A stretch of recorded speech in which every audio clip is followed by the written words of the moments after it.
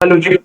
आज के स्टूडियो में हम बात करने वाले हैं थोड़ा सा मॉनेटरी पॉलिसीज के बारे में। हमारा रेट कार्ड किस तरीके से काम करता है, हम उसका फायदा कैसे उठा सकते हैं, और एंड ऑफ द डे हम कौन सी कंपनी ऐसी है जिनको आइडेंटिफाई करके पता लगा सके कि भाई ये बेनिफिशियरी वाली लिस्ट में आएंगी अगर रेट कट होता है तो। और कौन से ऐसे सेक्टर है या कौन से स्पेसिफिक कंपनीज हैं जो इसकी वजह से थोड़ा सा नुकसान में रहेंगी, इसके बारे में थोड़ी सी चर्चा कर लेते हैं। अभी हम अपने फाइनेंशियल स्पेस के बारे में काफी सारी वीडियोस बना रहे थे कि भाई अभी लास्ट वीक हमने कंप्लीट किया हमारा पूरा का पूरा हाउसिंग फाइनेंस स्पेस। कुछ 15-16 कंपनीज थी जिसमें से अफोर्डेबल हाउसिंग फाइनेंस कंपनी भी थी, प्राइम हाउसिंग फाइनेंस कंपनी भी थी। उससे पहले हम प्राइवेट प्लेयर बैंक्स के बारे में बात कर रहे थे। तो ये जो फाइनेंशियल सेक्टर है ये तो डायरेक्टली कोरिलेटेड है हमारे इंटरेस्ट रेट के साथ। तो ये चीज हमारे लिए समझना बहुत जरूरी हो जाता है। अभी हमें 2 दिन पहले पता चला कि आरबीआई ने अपनी मॉनेटरी पॉलिसी रिलीज करी और उसमें लगभग लगभग 50 बेसिस पॉइंट्स के आसपास का उन्होंने रेट कट अनाउंस किया। तो ये रेट कट एक्चुअली है क्या? तो सिंपल सी चीज है कि सिस्टम में एक्स अमाउंट ऑफ मनी है एंड किसी भी कंट्री का सेंट्रल बैंक उसको कंट्रोल करता है थ्रू इट्स इंटरेस्ट रेट। अगर इंटरेस्ट रेट को आप बढ़ा दोगे तो सिस्टम से इनफ्लो ऑफ मनी कम हो जाएगा। वहीं अगर आप इंटरेस्ट रेट कट करोगे तो आप सिस्टम में और ज्यादा पैसा डालने की कोशिश कर रहे हो। तो अगर जितना ज्यादा सिस्टम में पैसा जाएगा उतना ज्यादा इकोनॉमिक एक्टिविटी बढ़ेगी। आइडियल सिनेरियो में ये डायरेक्टली प्रोपोर्शनल होता है कि जितना ज्यादा सिस्टम में पैसा जा रहा है उतना ज्यादा इकोनॉमिक एक्टिविटी बढ़ रही है। जितनी ज्यादा इकोनॉमिक एक्टिविटी बढ़ेगी आपकी जो हमारी लिस्टेड कंपनीज हैं, चाहे लिस्टेड हो चाहे अनलिस्टेड हो कंपनीज है, उनका प्रॉफिट बढ़ेगा, उनका रेवेन्यू मॉडल बढ़ेगा। तो एंड ऑफ द डे ये साइकिल चल किस तरीके से रहा है कि आप इंटरेस्ट रेट घटाते हो, इंटरेस्ट रेट घटाते हो, इकोनॉमी का पेस ऑफ ग्रोथ बढ़ता है कि आज इंडिया 7% पे ग्रो कर रहा है। तो जो फिजिकल कट हमें मिला उसकी वजह से ये ग्रोथ थोड़ा सा बूस्ट होगा, वो 7.5-8% के आसपास जाएगा। वो कुछ टाइम में इन्फ्लेशन जनरेट करेगा क्योंकि too too much money chasing too few goods हो जाएगा, क्योंकि हम प्रोडक्शन उस पेस पे बढ़ा नहीं पाएंगे जिस पेस पे हमारी मॉनेटरी पॉलिसी में इनफ्लो ऑफ मनी बढ़ रहा है। तो जैसे ही इन्फ्लेशन आएगा तो इसका रिवर्स साइकिल चालू हो जाएगा, जो अब हम पिछले 2 साल से देख रहे थे कि सारी की सारी जो सेंट्रल बैंक्स हैं वो अपने इंटरेस्ट रेट को वापस ऊंचे की तरफ लेके जा रही थी। वो एक पॉइंट ऑफ टाइम पे जो करीबन 0% का इंटरेस्ट रेट पहुंच गया था वो वापस बढ़ के 2%, 3%, 4% जा रहा था कहीं कई बड़ी डेवलप्ड इकोनॉमीज के अंदर। तो ये चीज हमें समझने की जरूरत है। तो चलिए अब इंडिया के कॉन्टेक्स्ट से समझने की कोशिश करते हैं कि यहाँ पर एग्जैक्टली चीजें चल किस तरीके से रही है। तो हम इसको बहुत मेजरली 2 मेन सेगमेंट्स में डिवाइड कर सकते हैं। एक हो गया हमारा फाइनेंशियल स्पेस और एक हो गया हमारा non financial space. Financial space में तो सिंपल सी चीज है, आपकी कॉस्ट ऑफ बोरिंग घट जाएगी। आप कोई भी बैंक हो, आप पीएसयू बैंक हो, प्राइवेट बैंक हो, स्मॉल फाइनेंस बैंक हो, एनबीएफसी कंपनी हो, किसी भी तरीके का एनबीएफसी कंपनी हो, आपके लिए एक सबसे बड़ा सरदर्दी का कॉन्सेप्ट है, that is cost of boring. आप किस रेट पे पैसा उठा पा रहे हो। अगर आप एक प्राइवेट प्लेयर बैंक हो या एक बैंक हो तो आपके पास 2-3 सोर्स ऑफ फंड्स है कि आप कस्टमर से कासा रेशो के थ्रू पैसा उठा सकते हो, आप टर्म डिपॉजिट के थ्रू पैसा उठा सकते हो, आप बॉन्ड रिलीज करके पैसा उठा सकते हो, या फिर आप किसी और इंस्टीट्यूशन के थ्रू पैसा उठा सकते हो। तो आपको आगे लेंड करने के लिए पैसा उठाना पड़ेगा और ये पैसा फ्री में नहीं आता, इसके लिए आपको कोई ना कोई इंटरेस्ट पे आउट करना पड़ता है। वो हर कंपनी का होता है इंटरेस्ट एक्सपेंस, जो आपको उनकी बैलेंस शीट में भी देखने को मिलेगा। तो अगर interest expense, suppose HDFC bank is borrowing X amount of money at 3% interest rate and अब आरबीआई आया, आरबीआई ने 50 बेसिस पॉइंट्स का कट कर दिया। सो एचडीएफसी बैंक का cost of borrowing will now decrease to 2.5%। तो पहले सिचुएशन क्या चल रही थी, पहले पहले सिचुएशन में ये था कि जो एचडीएफसी बैंक था हमारा वो 3% के ऊपर पैसा उठा रहा था। अब किसी भी बैंक के लिए पैसा बनाने के लिए सिंपल सा कॉन्सेप्ट ये है कि आपका जो कॉस्ट ऑफ बोरिंग है उससे ज्यादा रेट पे आप लेंड करते हो अपने कस्टमर्स को। सो कॉस्ट ऑफ बोरिंग आपका 3% है, आप अपने कस्टमर को लेंड कर रहे हो 7% पे, जो यील्ड हो गया। बीच का जो बचा 4%, उस 4% पे है आपका स्प्रेड, उसमें से आपको सारे के सारे खर्चे निकालने हैं। उस 4% में से आपको एम्प्लॉय कॉस्ट निकालनी है, आपको ब्रांच एक्सपेंशन करना है, उसमें से आपको और जो आपके खर्चे पानी है वो सारी की सारी चीजें करनी है। और उसके बाद जो आपका बचता है पैसा वो होता है आपका ऑपरेटिंग प्रॉफिट। तो अगर एचडीएफसी बैंक की जो कॉस्ट ऑफ बोरिंग वाली साइड है वो 3% से गिर के 2.5% हो गई, तो एचडीएफसी बैंक के पास अब 2 अपॉर्चुनिटी है। या तो एचडीएफसी बैंक अपना स्प्रेड को इंक्रीज कर ले कि भाई पहले वो 4% की कमाई कर रहा था अब वो 4.5% की कमाई कर सकता है। या दूसरा ऑल्टरनेटिव उसके पास ये है कि वो डायरेक्टली जो 50 बेसिस पॉइंट्स का कट आया है वो कंज्यूमर के ऊपर पास ऑन कर दे, कि कंज्यूमर के लिए भी जो यील्ड 7% था वो 6.5% का हो जाएगा। तो इससे होगा क्या कि HDFC will become a more competitive brand, कि भाई सामने एक्सिस बैंक अभी भी 8% के आसपास पे दे रहा है, आईसीआईसीआई बैंक भी 8% पे दे रहा है, बट एचडीएफसी बैंक का क्योंकि कॉस्ट ऑफ बोरिंग कम हो गया है, इसकी वजह से उसने अपनी यील्ड भी कम कर दी है, तो इसकी वजह से वहां पर लोन सस्ते में मिल रहा है। तो जब आप लोन लेने जा रहे हो तो लोन इज हाईली कमोडिटाइज्ड आइटम, आप उसमें कोई भी वैल्यू एडिशन नहीं कर रहे हैं, आपको प्लेन सिंपल पैसा मिल रहा है, X% के ऊपर पैसा मिल रहा है, तो जिस बैंक का परसेंट जो इंटरेस्ट रेट है वो सबसे कम होगा, सारा का सारा लोन उसके पास चला जाएगा। तो अगर एचडीएफसी बैंक उस आधा परसेंट को कंज्यूमर के पास पास ऑन करता है, तो एचडीएफसी बैंक के पास स्केल ऑफ अपॉर्चुनिटी बढ़ जाता है, उसके पास नया लोन करने का जो अपॉर्चुनिटी थी वो इंक्रीज हो गई। उसके बाद क्या हुआ कि पहले जो बंदा बैंक में आके इंटरेस्ट रेट पूछ रहा था कि भाई मेरे को होम लोन किस इंटरेस्ट रेट पे मिलेगा, तो फॉर सपोज उसका 9% का इंटरेस्ट रेट बन रहा था और 10,000 रुपए की ईएमआई बन रही थी, तो उसको समझ में आ रहा था कि यार मैं अपनी आज के दिन इस सैलरी से 10,000 रुपए का ईएमआई सर्विस नहीं कर पाऊंगा। बट जब अब वो इंटरेस्ट रेट कम हो चुका है, अब वो 10,000 का ईएमआई घट के 9,000 हो चुका है या 8,500 हो चुका है, तब अब उसको लग रहा है कि यार मैं 8,500 रुपए का ईएमआई सर्विस कर सकता हूँ। सो जो कस्टमर अभी उस लोन वाले साइकिल में नहीं आया था वो भी आ जाता है, उसको भी पता चलता है कि यार अब कम इंटरेस्ट रेट पे मेरे को लोन्स मिल रहे हैं, अब मैं अपनी वो वाली स्पेंडिंग कर सकता हूँ। तो जो लोग अभी अपना खर्चा रोक के बैठे थे कि भाई अगर मेरे को एसी खरीदना है, मेरे को ईएमआई पे खरीदना है, बट ईएमआई का जो रेट ऑफ इंटरेस्ट है वो बहुत ज्यादा है, तो वो वापस खर्चे में आ जाएंगे। उसके बाद जो हमारे होम लोन हो गए, कार लोन हो गए, किसी भी तरीके का लोन हो गया जिसमें इंटरेस्ट रेट चार्ज हो रहा है, उसकी जैसे ही रेट गिरेंगे उसकी डिमांड बढ़ जाएगी, सिंपल सी बात है। ये हो गई हमारे फाइनेंशियल सेक्टर की बात। अब अगर फाइनेंशियल सेक्टर में डिमांड आ रही है, तो वो डिमांड आ रही है हमारे कंज्यूमर बिजनेसेस की वजह से कि भाई जो स्कूटर बिकेगा, जो बाइक बिकेगी, जो घर बिकेगा, वो वाला सेक्टर भी तो बूम करेगा कि भाई अभी तक होंडा की स्कूटर नहीं बिक रही थी क्योंकि इंटरेस्ट रेट ज्यादा था, लोग बाग ईएमआई सर्विस नहीं कर पा रहे थे, बट मॉनेटरी पॉलिसी कट आया, मॉनेटरी पॉलिसी कट आने की वजह से अब वो ईएमआई सर्विस कर पा रहे हैं, तो इसलिए sales of Honda two wheelers also go up, तो वहां पर भी हमें इंपैक्ट देखने को मिलता है। उसके अलावा क्या होता है कि जो अभी एग्जिस्टिंग लोगों ने होम लोन ले रखा है, एग्जिस्टिंग लोगों ने कार लोन ले रखा है और वो फ्लोटिंग इंटरेस्ट रेट पे चला रहे हैं उसको, तो उनकी जेब में भी एक्स्ट्रा पैसा बच रहा है कि सपोज आपने 2015 में एक होम लोन ले लिया था X% पे, 10% पे आपने होम लोन ले लिया था, बट अब क्या हुआ, पिछले 2 साल में वो इंटरेस्ट रेट ऊंचे की तरफ गए, बढ़े, इंक्रीज करे, करीबन 2% से इंक्रीज कर गए, तो वो जो आपका 10% का रेट ऑफ इंटरेस्ट था वो बढ़ के 12% हो गया। तो पहले जो आपकी 10,000 रुपए की ईएमआई थी, अब वो 12,000 की हो गई है, या तो ईएमआई बढ़ गई है या फिर आपका टेन्योर ऑफ लोन बढ़ गया कि आपका 15 साल का लोन अब 20 साल का हो गया, तो एक ना एक चीज तो बढ़ी। तो आपको सीधा सीधा समझ में आ रहा है कि यार मेरी जेब से अब ज्यादा पैसा जा रहा है क्योंकि इंटरेस्ट रेट बढ़ गया। तो वो क्या करेगा, वो खर्चा कट करेगा, वो खर्चा कहीं पर भी कट कर सकता है कि भाई जो आज खर्चे होने हैं उसको आप डेफर करने की कोशिश करते हो, तो वो वाला बंदा वापस स्पेंडिंग पे आएगा, क्यों, क्योंकि उसका रेट ऑफ इंटरेस्ट वापस कम हो गया है। तो अगर वो 12,000 की ईएमआई पे कर रहा था, अब उसकी ईएमआई वापस घट के 10,000 हो गई, तो वो जो 2,000 एक्स्ट्रा बच रहा है वो वापस हमारी इकोनॉमी में आएगा, वापस हमारी स्पेंडिंग में आएगा। So that can boost the sales of FMCG companies, FMEG companies, आपकी capital good companies, real estate companies, ये पूरे पूरे के पूरे सिस्टम में लिक्विडिटी इंक्रीज होती, ये चीज हमें समझ में आ गई। अब देख लेते हैं कौन सी कंपनियों को फायदा होता है। देखो अभी हमने एग्जांपल लिया कि भाई एचडीएफसी बैंक का रेट ऑफ बोरिंग कम हुआ, कॉस्ट ऑफ बोरिंग कम हुआ, उसने कंज्यूमर को जो बेनिफिट था वो पास ऑन कर दिया, उसने अपना लोन बुक साइज बढ़ा लिया, तो उसका नेट इंटरेस्ट इनकम बढ़ गया।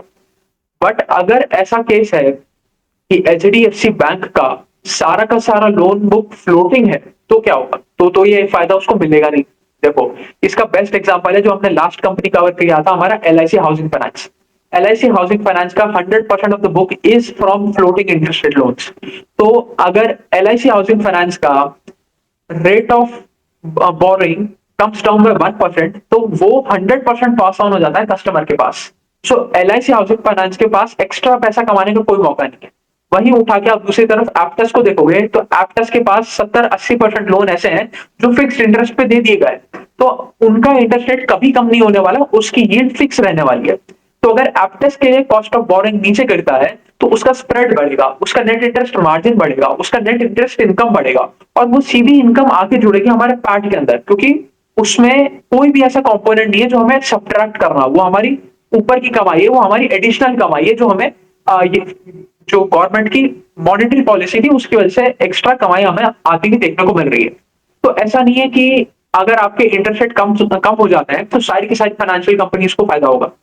कुछ फ्यू सेलेक्टेड कंपनीज हैं जिनके पास ज्यादा बुक ऐसा है जो फ्लोटिंग इंटरेस्ट रेट पे नहीं है, उनको जाके वो फायदा होगा क्योंकि उनका यील्ड ऊपर के भाव पे फिक्स रह जाएगा। तो ये आपको देखने को मिलेगा छोटी एनबीएफसी कंपनीज में, छोटी माइक्रो फाइनेंस कंपनीज में। जैसे अभी हमने देखा कि भाई माइक्रो फाइनेंस का हालत बहुत ज्यादा खराब चल रहा है, कि वहां पर हमें देखने को मिल रहा है कि आपकी जो एसेट क्वालिटी है उसकी बिल्कुल बैंड बच चुकी है। आपके ग्रॉस एनपी नंबर्स बहुत ज्यादा ऊपर जा रहे हैं, आपके नेट एनपी नंबर्स ऊपर जा रहे हैं, आपकी क्रेडिट कॉस्ट इंक्रीज कर रही है।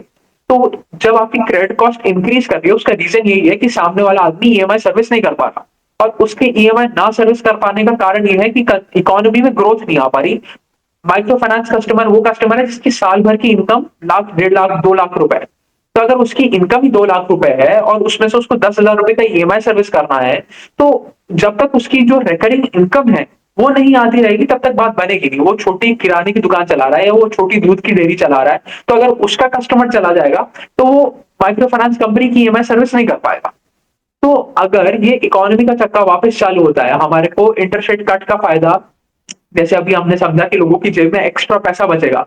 अब अगर लोगों की जेब में एक्स्ट्रा पैसा बचेगा, वो लोग बाग उस पैसे को स्पेंड करेंगे, तब जाके वो इकोनॉमी का चक्का वापस चालू होगा, उसकी कमाई वापस बढ़ेगी। फिर आने वाले के पास नेसेसिटी से ज्यादा डिमांड आएगी कि भाई आटा दाल चावल के अलावा 2 बिस्किट के पैकेट के बजाय 5 बिस्किट के पैकेट खरीदे जाएंगे। वो एक एक्स्ट्रा उसकी कमाई बढ़ेगी। अगर उसकी कमाई बढ़ेगी तो उसकी औकात बढ़ेगी, उसकी capability to service that EMI will also go up. तो माइक्रो फाइनेंस कंपनी को भी वापस पैसा मिलना शुरू हो जाएगा, या आपके gross NP net NP numbers वापस हमें रिवर्स होते हुए देखने को मिलेंगे। तो ये जो इंटरेस्ट रेट कम होने का साइकिल है, ये बहुत बेनिफिशियल रहता है ओवरऑल इकोनॉमी के पर्सपेक्टिव से। बट हमें फिर भी देखना पड़ेगा कि कौन सी स्पेसिफिक कंपनी है जो इसका सबसे ज्यादा फायदा उठा पाती है, क्योंकि हम ये ब्लैंकेट लिख के नहीं बोल सकते कि भाई सारी की सारी कंपनी ऐसी होगी जिससे इनको फायदा ही फायदा होगा। अच्छा, उसके अलावा एक और चीज के बारे में बात कर लेते हैं। ये तो हमने बात करी एक स्पेसिफिक कंट्री के पर्सपेक्टिव से कि भाई इंडिया में आरबीआई ने उठा के मॉनेटरी पॉलिसी में रेट कट्स कर दी। बट इतना आसान ये चीज है नहीं। अगर यूएस फेडरल रिजर्व यहाँ पर इंटरेस्ट रेट कट्स नहीं करते तो क्या होगा कि डिमांड फॉर रूपी तो ऊपर गया नहीं, बट सप्लाई ऑफ रूपी ऊपर चला गया। तो अगर सप्लाई डिमांड मिसमैच हुआ तो क्या होगा, हमें पता चलेगा कि रूपी और डिप्रिशिएट कर जाएगा। सो अगर रूपी और डिप्रिशिएट कर गया कि भाई आज 84, 85, 86 टू अ डॉलर से वो 90, 95 टू अ डॉलर चला गया, तो हमारी कमाई किसकी बढ़ जाएगी, हमारी आईटी कंपनीज की कमाई बढ़ जाएगी, क्योंकि वो कांस्टेंट करेंसी टर्म्स में अगर आप देखोगे तो कोई ग्रोथ नहीं आएगा, बट आप रेवेन्यू के टर्म्स में, पैट के टर्म्स पे देखोगे तो वहां पर ग्रोथ आ जाएगा। क्यों? क्योंकि वो पेमेंट ले रही है डॉलर टर्म्स में। इसका सिंपल सा अगर हम चीज समझने चाहें कि सपोज टीसीएस ने आज $1,000 का कॉन्ट्रैक्ट किया अमेरिका में जेपी मॉर्गन के साथ। सो आज जो एक्सचेंज रेट है वो 85 का है। तो आज के दिन टीसीएस ने 85,000 रुपीज का ऑर्डर बुक किया है। अब उसका डेट ऑफ डिलीवरी इज 2026 में, 1 साल बाद। तो आज रेट है 85, जब उसने डिलीवरी दिया तब रेट हो गया 95। तो 95 के रेट के हिसाब से जो जेपी मॉर्गन बैठा है, जेपी मॉर्गन ने तो $1,000 ट्रांसफर कर दिए। तो आइडियली टीसीएस को मिलने चाहिए थे 85,000, मिल गए 95,000। ये जो एडिशनल 10,000 रुपए की कमाई हो गई, ये कमाई हुई है जो आपकी करेंसी फ्लक्चुएशन है उसकी वजह से। और ये हुआ है क्योंकि करेंसी डेप्रिशिएट कर गया। Indian rupee has gone down from 85 now to 95। So यहाँ पर एडिशनल कमाई हमें होते हुए देखने को मिलेगी। अब ये आईटी कंपनीज के लिए तो अच्छी बात है, बट बाकी सारी कंपनियों की बैंड बच जाती है। जो भी कंपनी सामान इंपोर्ट कर रही है उसकी बैंड बच जाएगी, जो कंपनी सामान एक्सपोर्ट कर रही है उसके लिए फायदेमंद चीज है। क्योंकि अगर आप नेट एक्सपोर्टर हो, अगर आपकी कंपनी ज्यादा से ज्यादा सामान एक्सपोर्ट कर रही है, बाहर बेच रही है, तो आपके लिए डिक्रीजिंग या डिक्लाइनिंग रूपी इज अ पॉजिटिव मूव। वहीं अगर आपके लिए आपकी कंपनी इंपोर्ट कर रही है ज्यादातर सामान, तो आपके लिए एक नेगेटिव न्यूज बन जाएगी कि सपोज एशियन पेंट है, तो एशियन पेंट बाहर से क्रूड ऑयल इंपोर्ट कर रहा है। सो वहां पर भी वही केस लेते हैं कि एशियन पेंट ने $1,000 का ऑर्डर दिया किसी एक्सवाइजेड कंपनी को। एक सऊदी अरेबिया में एक कंपनी बैठी है, उसको $1,000 का ऑर्डर दे दिया। तो इस साल $1,000 में उसको सपोज 1,000 गैलन का तेल मिल रहा था। तो आज के दिन तो उसने 85,000 पे किया, बट अगले साल same amount, same 1,000 gallon of oil के लिए उसको $1,000 को कन्वर्ट कराने के लिए 95,000 रुपीज चाहिए। तो मतलब उसके लिए बैठे बैठे तो 10,000 रुपए का खर्चा बढ़ गया, उसके लिए बैठे बैठे तो 12-15% के आसपास इन्फ्लेशन आ गया, क्योंकि हमारी करेंसी डेप्रिशिएट कर गई। तो ये एक बहुत कॉम्प्लेक्स बैटल है कि जिसमें आरबीआई को मैनेज करना है फेडरल रिजर्व के साथ कि हमारी करेंसी जबरदस्ती डेप्रिशिएट ना हो जाए, हम अपना फायदा कराने के चक्कर में, हम अपनी इकोनॉमी का इंजन चालू करने के चक्कर में हमारा ही नुकसान ना कर बैठे। तो इसमें अगर हम देखें, हम एज अ शेयर होल्डर किस तरीके से फायदा बना सकते हैं, उसके बारे में थोड़ी सी बात कर लेते हैं। तो हमें ये देखना पड़ेगा कि भाई ऐसी कौन सी कंपनी है, पहले तो फाइनेंस स्पेस में देखना पड़ेगा, क्योंकि वहां पर हमें एकदम क्लियर विजन मिल जाता है कि ऐसी कौन सी कंपनियां हैं जिनका कॉस्ट ऑफ बोरिंग नीचे जा रहा है बट यील्ड इंटैक्ट है, उनके फिक्स्ड इनकम लोन्स की जो कंट्रीब्यूशन है वो ज्यादा है, वो ज्यादा मार्जिन बना पाएंगी, वो ज्यादा प्रॉफिट कर पाएंगे, उनको एक एडेड बेनिफिट देखने को मिलेगा। उसके बाद हमें आना है कंज्यूमर ड्यूरेबल कंपनीज की तरफ। कंज्यूमर ड्यूरेबल कंपनीज में वो होती हैं जो अपना सेल को डिफर कर सकती है, मतलब जैसे वोल्टास हो गया, जैसे ब्लू स्टार हो गया, जैसे मारुति हो गया, जैसे महिंद्रा एंड महिंद्रा हो गया। ये सारे ऐसे प्रोडक्ट बना रहे हैं जो नेसेसिटी नहीं है। आप इस साल गाड़ी नहीं खरीदोगे, आपका काम चल जाएगा, आप अगले साल खरीदोगे। आप एक साल छोड़ो, 2 साल बाद खरीदोगे, आपका काम चल जाएगा। कोई ऐसा नहीं है कि आपके खाने पीने के ऊपर बात आ गई, आपको दाल खरीदनी पड़ेगी, आपको टूथपेस्ट खरीदना पड़ेगा, आपको बाकी सारी चीजें खरीदनी पड़ेगी। तो वो नेसेसिटी आ जाती है, वो आपके जेब में कितना भी कम पैसा हो, आपको वो चीज अरेंज करनी पड़ेगी। आप डव से नहीं लाओगे, आप लक से ना लोगे, आप डाउनग्रेड कर लोगे, बट वो नेसेसिटीज हैं, उनके ऊपर खर्चा होने ही होने वाला है। बट ये जो ऐसा आइटम है जिसकी सेल आप डिफर कर सकते हो, उसमें सबसे पहले हमें इंपैक्ट आता हुआ देखने को मिलता है कि भाई उनकी डिमांड वापस आने लग जाती है बाजार में। पहली चीज हो गई। सेकेंड लाइन ऑफ इम्पैक्ट क्या होता है कि हमारी जो भी कंज्यूमर कंपनीज है, जैसे हमारा HUL हो गया, डाबर हो गया, यहाँ पर हमें प्रीमियमाइजेशन का ट्रेंड देखने को मिलता है, क्योंकि देखो ये पैन इंडिया प्रेजेंस के साथ बैठी है कंपनी, ये गांव गांव में पहुंच गई है। तो यहाँ पर हमें वॉल्यूम ग्रोथ उतना होते हुए नहीं देखने को मिलेगा जितना प्रीमियमाइजेशन होते हुए देखने को मिलेगा। यहाँ पर आपको वॉल्यूम ग्रोथ तो वही 2%, 3%, 4% के आसपास ही देखने को मिलेगा। बट आपको पता चलेगा कि भाई पहले ये 100 रुपए पर पीस वाला साबुन बेच रहे थे, बट अब ये 200-250 रुपए पर पीस वाला साबुन बेच रहे हैं, क्योंकि अब लोगों के हाथ में पैसा ज्यादा बच रहा है, अब लोग उसको खर्चा करने की ओर निकल रहे हैं। तो first impact would be on financial companies, क्योंकि सीधी सीधी आपकी कॉस्ट ऑफ बोरिंग गिर गई। सेकंड इंपैक्ट आएगा हमारी कंज्यूमर ड्यूरेबल कंपनीज के ऊपर, क्योंकि जो पीछे से पेंट अप डिमांड चली आ रही है, जो बंदा हाई इंटरेस्ट रेट एनवायरमेंट की वजह से 2 साल से गाड़ी नहीं खरीद रहा था, या उसको लग रहा था कि यार ये मैं ईएमआई सर्विस नहीं कर पाऊंगा, इसकी वजह से इस परचेज को वो डिफर करते जा रहा था, वो बाजार में वापस आएगा, उसके लिए डिमांड वापस आएगी। और फिर थर्ड इंपैक्ट हमें देखने को मिलता है हमारी FMCG कंपनीज की तरफ। तो चलिए अभी के लिए इतना ही रखते हैं। Thank you.